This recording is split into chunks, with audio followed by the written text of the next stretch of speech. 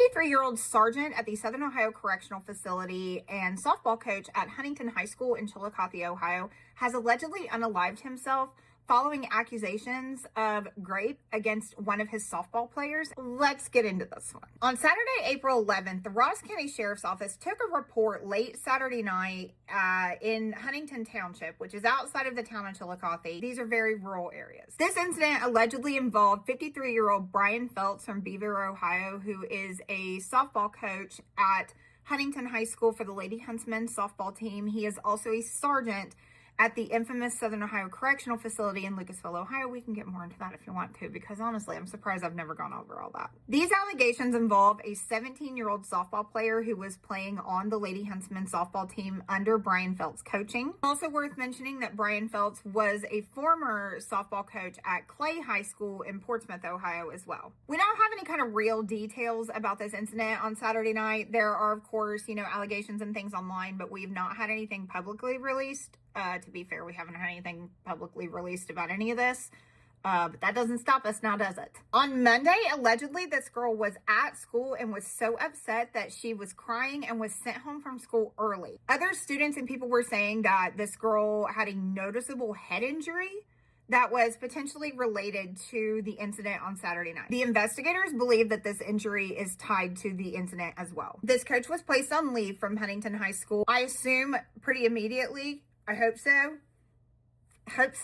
And I assume that he was also going to be placed on leave from the prison in Lucasville as well. However, we didn't make it that far because this all happened over the weekend. The girl was sent home from school on Monday. Start seeing the fallout and suspensions and things like that on Monday. And by Thursday, Brian Feltz has unalived himself. So we had a bit of a quick turnaround here. Now, there's a few social media accounts that are posting a bunch of stuff that may or may not be validated, things like that. And honestly, I don't know anybody involved in this one, so I don't know who's got proper information or not. But as we've seen with the situation that's going on right now with Haley Beck and the text messages and the pictures, these kids talk. And these kids are not stupid. They can't read real good, but they're not stupid. There are allegedly dozens and dozens of pictures featuring Brian Feltz and this alleged victim. Some of these include captions that are not even kind of appropriate. Technically, none of this is officially announced because authorities have said very little about this because of the quick turnaround time and the investigation that was still ongoing. But it's been confirmed by multiple people that Brian did in fact take his own life before any charges could be filed against him in this case. Now, Brian is married and he does have children. And what's really unfortunate is that just from a quick social media search, there's a daughter that would fall in a very, very similar age range to this alleged victim. And it makes me so mad because this is the fucking coward's way out. You're bold enough to attempt to have this inappropriate relationship, which, by the way, is not a relationship. It's fucking abuse, is what it is. It's fucking abuse. Let's just fucking call it what it is.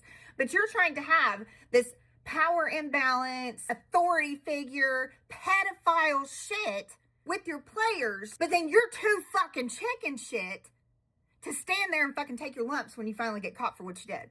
And I'm sorry, you don't start at 53. This shit has happened before. I would venture a guess that if you talk to former players of coaches that are accused and or convicted of things like this wasn't their first victim. It almost never is. It almost never is. Let's be very, very clear that this is a 53-year-old man who sexually assaulted, allegedly, a 17-year-old girl, one of his players, to the point that allegedly a head injury was involved to where everybody knew about it. So this cowardly piece of shit, instead of laying in the bed he made, decides he's going to take the easy way out, traumatize everybody. The victim, his wife, his children, his friends, his parents, everybody.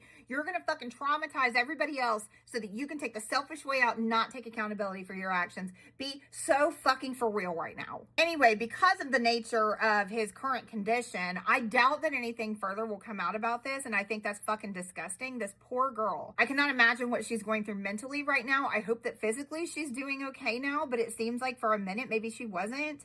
I am fucking devastated for her. I'm devastated for her, and I am devastated that she will never get the chance to process this with any kind of closure because he took the fucking coward way out. It's just really unfortunate the amount of teachers that are behaving badly and how it's just happening so fucking often. Anyway, my thoughts and prayers are with this victim. I cannot imagine what she is going through mentally, hopefully not physically, but emotionally. There's quite the clusterfuck going on up at Huntington schools, and I am so sorry for anybody that's affected by this. This is absolutely insane. I will keep an eye on it. If there are any updates, I of course will let you know, and I will see you all in the next one. Love you. Bye.